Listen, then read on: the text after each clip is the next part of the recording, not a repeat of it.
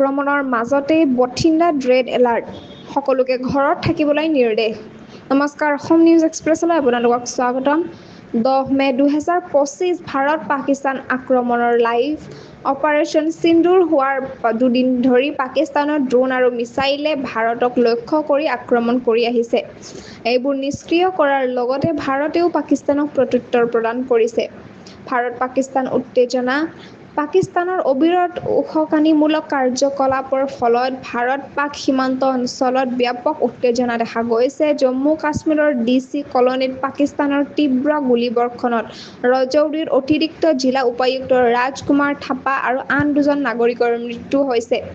দেওবাৰ ৰাতি থাপাৰ ঘৰত এক ডাঙৰ গোলা পৰাত তেওঁ গুৰুতৰভাৱে আঘাতপ্ৰাপ্ত হয় আৰু কেইঘণ্টামানৰ পাছতেই মৃত্যুবৰণ কৰে।